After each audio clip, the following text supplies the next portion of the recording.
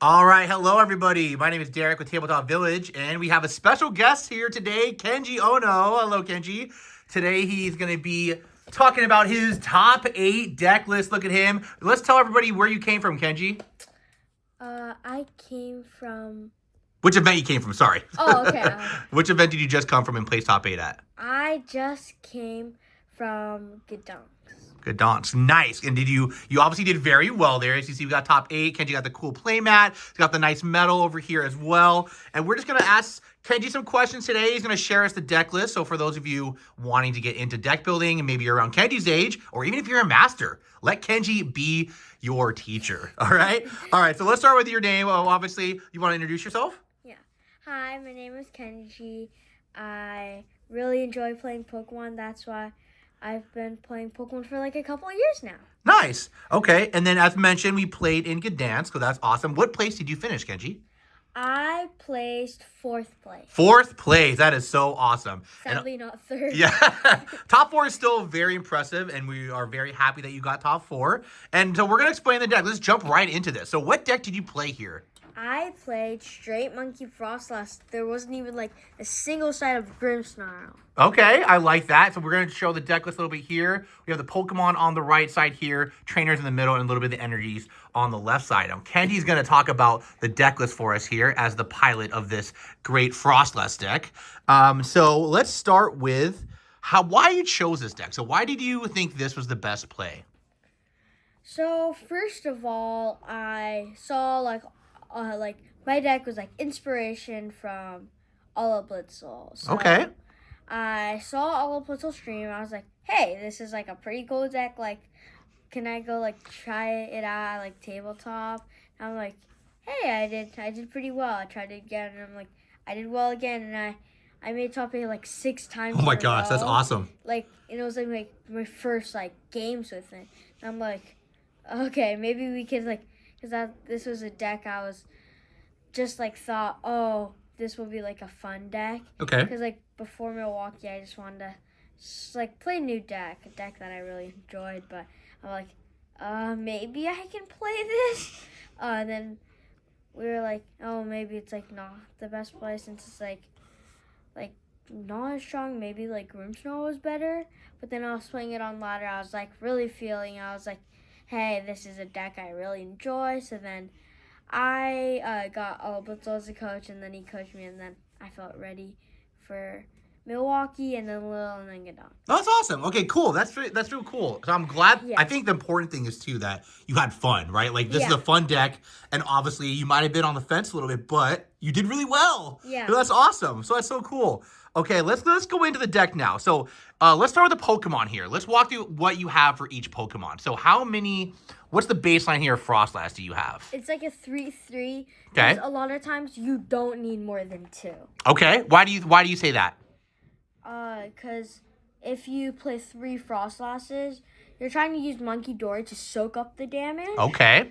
But then in like a couple turns, even if they have like 1 Munkidori, they can knock out your Munkidoris. Because even sometimes with like double Frostlass and like Cactus, Okay. like you like either the Munkidori or the Marcactus will have to like start taking damage. Okay. And that like is hard because then one of them is probably going to get KO'd eventually. Gotcha. Okay, that's awesome. I like that. Now let's talk about the Badoos. You seem like you went with 2 Badoos here. And explain how that helps you, I guess, during setup. I'm assuming you have that in there for setup purposes, or is it more for purely disruption?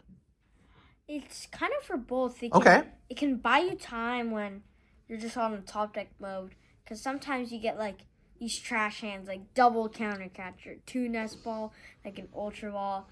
Like sometimes your hand like isn't very good. Okay. So Badoo is good just like for disruption and or for setup, and then it's also good for disruption.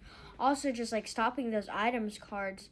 Like let's say your opponent has like a Dragapult, or let's say they're playing Dragapult and they go like Hawlucha attach pass, then you can like punish that for going Itchy Paw, no more Buddy Poffins. So now Lily's Determination, it's for a full 8. Yeah. You can't really play item cards, so you'll have to draw Pearly into your GPs. Also stops a lot of things, like when you're breaking, you can say like, hey, you can't knock me out this turn because you have no rare candies. Like, that's how it helps against, like, Charizard. Even, like sometimes if you do set up, Badoo is just, like, broken in that matchup because you stop their item cards from using rare candy Charizard and rare candy Pidgeot. So if you have, like, use Frostlasses, then you could, like, get your Munkidoris to, like, start pressuring, like, their Pidgey so they can't get Pidgeot eventually, or, like, Charmander. Okay, that's cool. Get set up for, like, a Devo. Oh, nice. Awesome. So did you find yourself running into a lot of situations where the Badoo really came out clutch for you? Like in most matches, you use it quite a bit? Yeah, also it helps, like just math. Like, these days there's, like, so many 70 HP Pokemon, and when they evolve, that's, like, something for me to Devo. So double Monkey's only 60 damage, quite not enough to, like, those things that don't have an ability, just like Sarah is annoying. Yeah. Yeah. Okay. It's like Sarah also, let's say they evolve into, like, a Charmeleon or, like, a Pidgeotto. Like, then it'd be, like, double Monkey on, like, a Pidgeot, because, like, most of them are playing 90 now. Okay. So it goes, like, so you go, since there's 10 Froslass, and you itchy pawn, and then it's just ready for Devo. Yeah, that's awesome. So you're a lot of thinking ahead too with the Badoo, and I think that's very important for people maybe watching to find out. Kenji does a lot of foresight and trying to prepare for future turns. You always want to prepare for other turns too. Yeah, that's basically, like, the whole plan of this deck. Okay. You have to prepare. So when so you take almost all your prize, but you definitely take a few on the way. Like, so you want to take all your prize. So, like, when they go to one prize, you're going to say, hey, I won the game. So, like, if you're, like, let's say you're playing against, like, Ceruledge, and let's say, like, you don't have enough damage, then you need a Devo one turn earlier so that you could, like, maybe, like, Blood Moon on the last turn. Because a lot of them don't play Iono. So you could, like, use Arven for, like, a Nestball to prepare. So then, like, a lot of times you're just, like, building, preparing your strategy.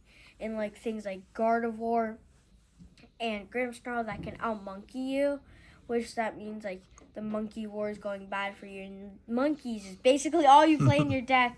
So you have to play Tinglu to stop their Munkidoris. Cool. All right. And speaking of Tinglu, let's head down to the one-ofs here. So looks like you got about 6 one-ofs here. Did you struggle against this? Was it more of, like, kind of techs you had for other decks, or were you pretty locked in on these 6 single cards here for the Pokemon? I feel like these 6 slots are, like, about, like, guaranteed. Of course, like, you could play, like, 2 of these, but I know that, like, I feel like these 2, you should play, like, a variety. Okay. Because one, Yveltal is good because, like, has a dark weakness for, like, a lot of the times for your tree cost. So, like, if you haven't, like, because I used to play double Cactus, so that, like, starting Cactus would be, like, so bad. Gotcha. Because then you'd have to force an Air Balloon, especially against Terrabox. You can't, like, charm it when you set up double Frostlass, which is your, like, pure strategy. And Yveltal's also good because it doesn't have an ability, so it won't take as much damage. But Maractus is also good because the Exploding Needles is just so broken. Because, like, even, like, a lot of times you're, like, looking to trap, like, something they can't attack with. But, like, I feel like sometimes people with this deck, they're like, oh, I, like, don't want to give them prizes. But then what I think, I'm like, do I want to give them prizes if I can win eventually? So, like, sometimes I would go, like, Maractus trap like a Charmander, and then they would go, like, Candy Charizard, and then they would have to take the 6. Correct. So the 6 is really good. Okay, that's cool. Well, I like that then. That's so that's awesome. for the Yveltal and the Maractus. Okay. And the Blood Moon, you really don't need 2 Blood Moon, but sometimes against those, like, big tanky decks, you really just need a finisher. That's good. And against Bundle, you really need Bundle for Jellyguardy, because, like, look at your deck. What are you going to do against Jellicent? Because, like, it's just going to run you over. It's like, if you don't play Bundle, it's like not an auto loss, but it's definitely hard, because I played it without the Bundle, like, before I thought of the Bundle. You just try to mind bend until you KO them, but a lot of times that wouldn't work, because they could flip heads or just send the damage back. Okay, cool. And so speaking of, I like that you were talking about the iron bundle and getting out of tough situations, especially with like things with like item locking you. So let's just move on to the items. Speaking about that, so you got quite a bit of items here. So let's I like to want to focus in on, you have a lot of singles here, so a lot of one-ofs. Do you want to walk us through like why you chose those, why the specific ones you maybe took out, if you had a hard time deciding, and how it worked best for you in the matches? I don't think I had a hard time deciding all of them because I feel like this was like the regular item list. Okay. Because I feel like 2 nest balls, like you might be needing them. 3 counter catcher, like 2 nest balls, like you like don't need as much Pokemon because you play Secret Box, you can get like Puff and Artisan, and then that's like your setup because Artisan sticks a lot of the times. But then also for counter catcher, you really just need 3 counter catcher because sometimes 2 counter catcher just like isn't enough. Then 2 stretchers is, I mean, it's kind of standard. It's not a lot from that. Just need recovery. And 1 Poffin, you only play like a couple things like to Poffin. Okay. You have Artisan, so you don't really need 2 Poffin. Even if I did originally play 2 Poffin, but a lot of times, I didn't need the second Poffin. But yes, it was if you prize it. But I also realized sometimes you don't even need Poffin when you prize it. Okay. And then the Poke Gear is like, like when you Arvin for Secret Box, and then like you get lilies and you're like, my hand is dead except for an Arvin. Yeah. So then you Arvin for gear to try to get something. So yeah, you have a lot of ways out, it looks like, which is pretty cool. I think I like all your one-ofs are just that. You have a lot of options for a lot of different situations, which I feel like with this deck, right? Even the meta now is very diverse. There's so many different decks, and you want to be prepared for everything. It looks like you have that set up here. I want to talk about the supporters. It looks like you have 3 Arvin, 4 Iono, and it looks like you have 2 Lilies? 4 lilies. 4 Lilies. And 1 research. So let me know, why did you decide to go with the 1 research? So I was playing like the 4 Arvin normally. Okay. And then a lot of times, like at some point of the game, like when you use like a lot of times, when it's like not the late game, like you already used your Ultra Ball for the Froslass, you already used your Secret Box, you already used Vessel to get energies, you don't really need Poffin, you already used Gear, and you don't really need Nest Ball, Counter Catcher, or Stretcher, then Arvin is just like a dead card in your deck. And then like why I decided on the research is also all Little helped me make the decision. Okay. Is because it helps by like a lot of times you have you would have like a Lilies, but then you'd have like all your Pokemon like you don't need in the matchups like Charizard. You'd have like Shaman, Tinglu, like Yveltal, Blood Moon, and then like, or you need Blood Moon, but you can like stretch your back. Right. Like sometimes you have like dead cards that you just don't want to put back into the deck, so you would want to research, just put that all away. Also for like late game, a lot of times research is better than Lilies. Obviously, when like your hand is like pretty big, you have like a little cards in deck. Then you're like, oh, I need 1 card for deck. Lilies, I don't want to shuffle all these cards back into the deck, and I know it's not as strong, so I'll just use Professor's Research. And then, yeah, that's why I decided on Professor's Research. I like that. Yeah, so I think it's good. So kind of, you did a lot of more testing, and obviously you mentioned All Out Blitzel helped out with deciding that, but it seems to be that a big reason was just sometimes you just needed that extra draw power for the deck, which is pretty good. Okay. So seeing with all these, how you performed in the event, would you personally make any changes to your deck if you had to choose?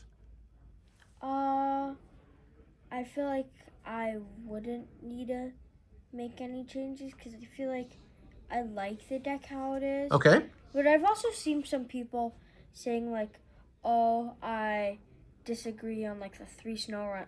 Why do you play the Astonish? And then like sometimes when you press like double Badoo, it's like you can like Astonish. Of course, it's like not the best. But, correct. Like, yeah. It's still something. It's another way out. Yeah. And then people are like, oh, they can Mew. But, like, what's, like, higher? You pricing double Badoo and you Astonish?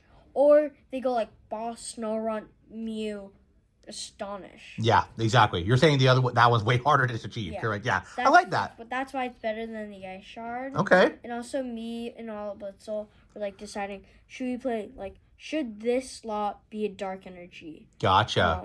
Well, that's perfect. We can actually transition to that. So let's talk about the energies. So you have, it was like 3 prism energies and 4 dark energies. Yeah. And now for a lot of people maybe watching this, perhaps you're a newer player, it might seem like a little bit of energies. But do you want to explain why you picked the way you did with the energy counts?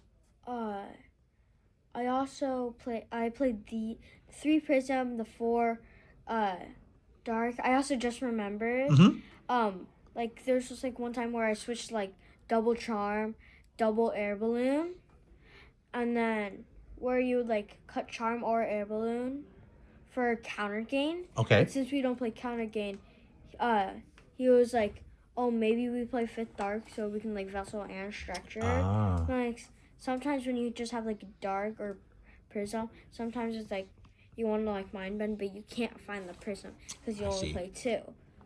Did you say that did that happen, would you believe, during any of your matches? Did it maybe cost you any of your matches, do you think? Or do you think it's something that happened so less that you don't think it's a huge deal to change it out? I don't think it's a huge deal to change out, but I would keep the 3rd prism because a lot of times I would like mind bend because like sometimes against that like big raging bull, like when they like don't bench them, like because some people they would go like, I'm not benching my fan rotom as a liability. Then you could like mind bend. Like 1, it confuses them. 2, it gets 60 damage on there. So okay, cool. Nice. I've also remembered like you have a hard time against Schultz box and Absol box. So you would cut. I forgot which cards was it because I was just focused on testing. This, but you would cut 2 cards for E-Switch and Hoopa, and then you would cut this for Dark, so that you could go like, because you don't want like your Hoopa just sitting there attacking to it, so you would go like once you have like the whole combo, then you could go Nest Ball, Hoopa, Dark, E-Switch. Gotcha. Okay, cool. I like that. Awesome. So let's talk about the event a little bit. You played your sister not once but twice, correct? Yeah. And let's talk about that a little bit. How did you feel going into the match? Were you excited to go against sister? Was it kind of a bummer because you hoped not to go run into her? Walk me through it. Yeah. So it was kind of a bummer because like we didn't really want to hit each other because like especially in top 4 we didn't want to like we wanted to make finals with each other. Yeah. Back to back little regionals there would be kind of cool. Yeah. But like game 2, I got like a little unlucky. Okay. Round 2, I got like a little unlucky when I played with Annabelle, but it definitely hurt when when we saw the pairings we hit each other because we like didn't have like as much as a chance, and we can only afford 2 losses. Yeah. I hear that. I mean, I think it's good too. I know you two test with each other a lot, and I feel like as both really good players, most often than not, you might run into each other. But it's really cool that you guys both have like a really positive attitude towards it, even though something might go wrong. Yeah. So next event's coming up. We have Las Vegas. Are you excited for Las Vegas? Yes. Yes, awesome. Are you hoping to maybe dodge your sister this time? Yeah. Any decks are you planning to play this deck or? I'm not sure. Okay. Yeah. What are your thoughts? Is there walk me through it? Is it maybe you think that is it more that people know you're playing this and you don't want them to? I gotcha. So then maybe I could I was maybe thinking maybe Enzork, maybe Grim, probably Charizard, maybe Charizard. I don't know. Okay, that's cool. Looks like you're thinking a little bit about it, so that's awesome. Doing any prep work? Are you testing other decks right now, or you're just kind of more thinking about other decks right now? Yeah, I've been testing other decks on ladder. Earlier this evening, I was just testing. So. Okay, cool. Now something we're gonna wrap up here in a bit, but I want to ask you. There's probably a lot of younger players that look up to you in your division, or kids getting into the game. What is something that you want to give advice to? If they were in your position, or if they were a new player, what would you tell them? Any advice for playing the card game to get to the next level? A lot of times. Sometimes, when your deck isn't, top meta, it's, a deck that's, some people call made up. but it's not made up. It's just like a different deck that somebody made. It's like every deck was made by somewhere, and if someone said, "Oh, that deck is bad," if they got their feelings or said, "Oh, I don't want to play this again," then like maybe that wouldn't be like a very good deck anymore. Like Gardevoir, like that all came from somewhere. All right. And like some people were like, some people were like, "How does your deck work?" Like they didn't like they're just like surprised by it. But I'd also say like even though you're like playing, like let's say you're playing against like a strong player, like person who got like really good results, just like always stay calm, because sometimes when like you get like scared, you like tend to make misplays and Right. like, not focus on the game as much, because especially with this deck, like one missed damage counter place could like ruin the whole game. Yeah, that's good. Go with your gut. Feel comfortable in what deck you want to play. I think that's great advice, especially for a lot of younger kids out there. Might get discouraged when other people are saying you shouldn't play this deck or you should play this. Always go with your gut. As you can see here, Kenji has a great, fantastic, fun deck, and I love it and did very, very well. Now, obviously, we want to give shout outs. So, you mentioned all of Blitzo, but again, we'll start fresh. Any shout outs you want to give before we wrap up here? I want to give shout outs to my family, especially my parents, who are like always supporting me. Make sure I have like the necessities I need. Make sure I like wake up in the morning or like my dad wakes me up earlier so that like I can like shower to get like, because sometimes like some cold water on your face like makes you like truly wake up. Yeah. So then like they always help me. My sister, who always is like a really good testing partner, and it's like my uncle, Nassif. Yeah, he's really nice. He's always been super supportive. Also, Uncle Jaff as well. Yeah. And then like everybody at Tabletop. If I didn't say your name specifically, you're still in the shout out. It's just like sometimes shout outs are like really hard for me. Yeah, no, for sure. Because like you have to like remember every name, so it's easier doing great. just to like say it in like a big group. Yeah. Okay. All right. Well, thank you so much, Kenji. Again, this is Kenji Oono, and this is Derek with Tabletop Village. Kenji here with his deck profile for the Teen Glue Top 8 at Gdańsk. Say goodbye, Kenji. Bye. Bye. Thanks for joining us. Thank you.